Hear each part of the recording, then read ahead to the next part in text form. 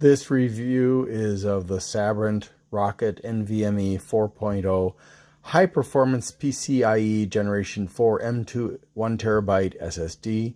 It comes included with the Acronis True Image cloning software, so that it's easy for you to copy your stuff from an older drive of the same or smaller size onto this one. And that's supposedly a $30 value. Now, when I purchased an SSD from P&Y last year or so, and when I got that one, it came with Acronis, but it was not a full Acronis, so I'm not sure if this will be full or not.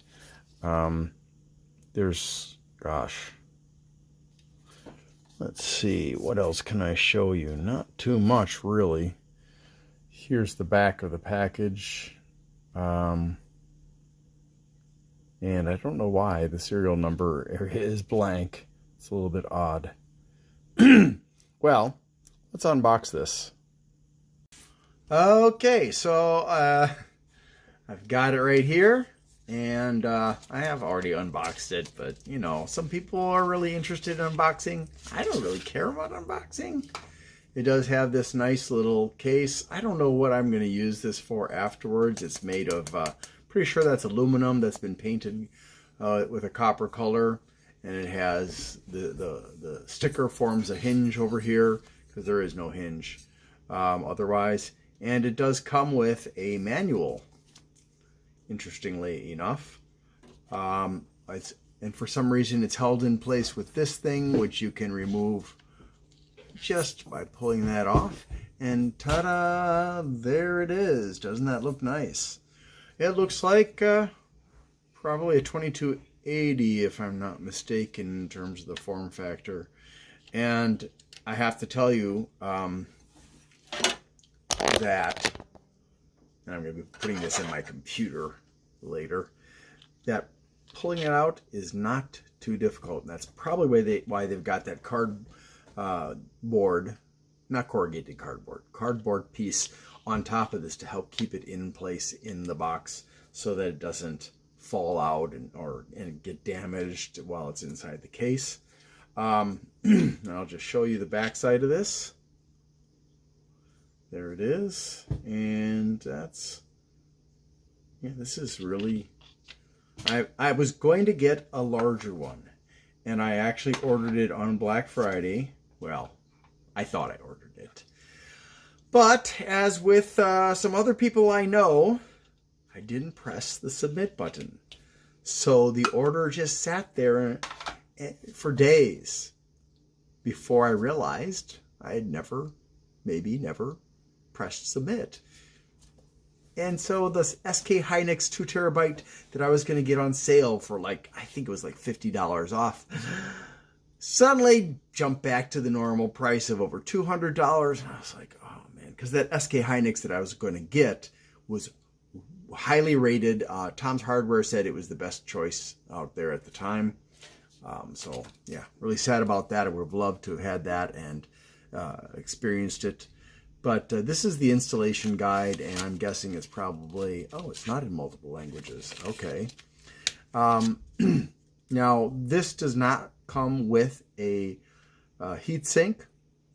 I do have a heatsink that is part of the assembly for where I'm going to install my M.2 card, because honestly, having to remove my gigantic XXX Speedster graphics card is not something I'm interested in doing, and also I would have to go and buy a heatsink for this thing if I did do that, so that's not in the cards, so to speak.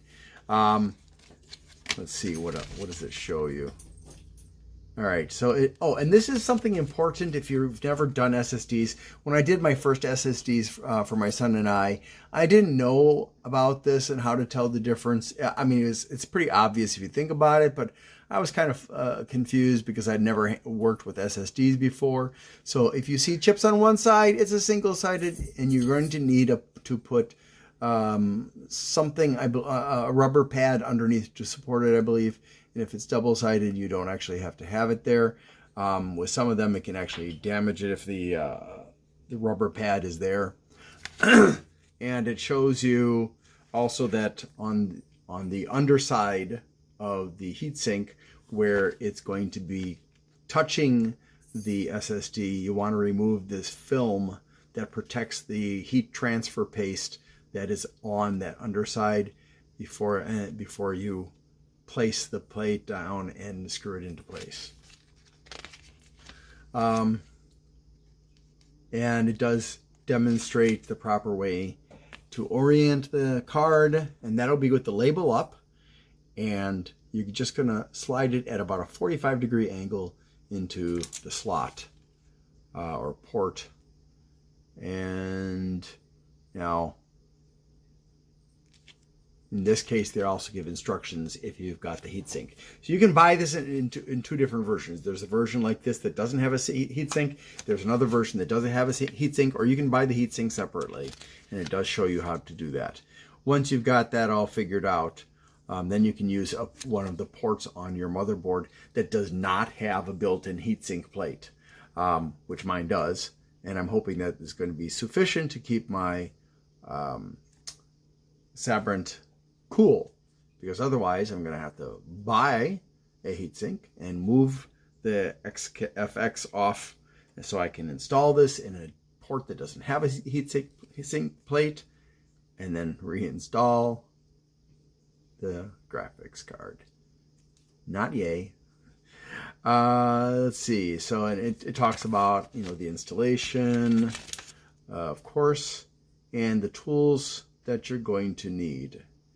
For some reason, it has a picture of a SATA drive, which I have no idea why it's showing a SATA drive in here, because this is about a PCIe drive, and it's showing you the ports. For example, every motherboard model has a different number of M.2 ports or PCIe ports. This example has 2 ports. I believe my motherboard has 4 or 5 maybe. My son's, I think, has 2 or 3. And then it actually has nice color images to show you, again, about a 45-degree angle. Slide it into the port, and you push it down and lock it into place, either with a rotating locking piece, or a screw or bolt, if you want to call it that. And it also, that was for installation as a primary storage device, and they also have it as a secondary storage device, which really isn't going to be much different from that at all, in fact. And it talks about the product warranty. Now, for the 1 terabytes that I've got, it has a 5-year warranty if I register within 90 days. So I have to remember to register it. And that's right there. And if it's a 2 terabyte, also 5 years, but if it's the 500 gigabyte, it's only a 1-year warranty. And then there's a Sabrent sector size converter for cloning existing SSDs and hard disk drives. So if you need to use the software, you can clone. So that's all explained here. And that's all there is to tell you about it. I haven't used this product yet. So this is part 1 of my review of the product. I mean, if you're into cases and boxes, the box is sufficiently strong that it didn't rip, unlike some other boxes I've opened for my computer parts. And it has this snazzy looking case that will eventually, well, I don't know. Eventually that sticker is going to get broken if you use it a lot. But, they actually took the time to not only have this piece of cardboard, but on the back side of the cardboard, there's some foam as padding to help make sure it stays in place. So that, some extra care was put into the packaging of this product. Now, when you're doing this with this product, you either want to only touch it by the edges so that you don't damage any of the sensitive components on it, or you should make sure more effectively make sure to use a grounding cable when you install it and attach that to something that is grounded actually to your electrical system. Now, if you don't have an electrical system that is grounded, as is normal in some countries where they're less developed, like in Indonesia, the houses I lived in, none of them had grounding systems, so the electronics frequently got damaged between that, lightning strikes, and brownouts and blackouts and power surges from the electrical company. Then you're going to want to get a grounding system, which is, basically a rod. Usually it's a copper rod that's driven into the ground, and then you run a cable from there to your electrical box, and that grounds the entire system. Because if you have a 3-prong like we have in the United States, the bottom one is the ground, that round peg, and if there's no ground, this thing is useless, and your grounding peg or plugs are all useless as well, because it's not grounded, and that actually is illegal. So if you discover that you have a house, and I don't remember when this became law, and it was by state, I believe, but if you discover that you have a house that's relatively new, I would say within the past 40 years maybe, that's not grounded, it was whoever made that house was in violation of code. If you have discovered this in the process of purchasing, or have just purchased the house and you're doing the walkthrough and discover this, that's a very important time to take that to the owner and say, hey, the house isn't grounded. It is required to be grounded. This is out of code. You need to fix this. Otherwise, it's out of your pocket, I believe. You'll have to check with your local laws to find out for sure.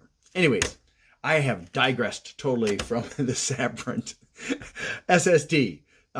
Stay tuned months down the road for my review of this SSD. Thanks so much for watching, and I hope you have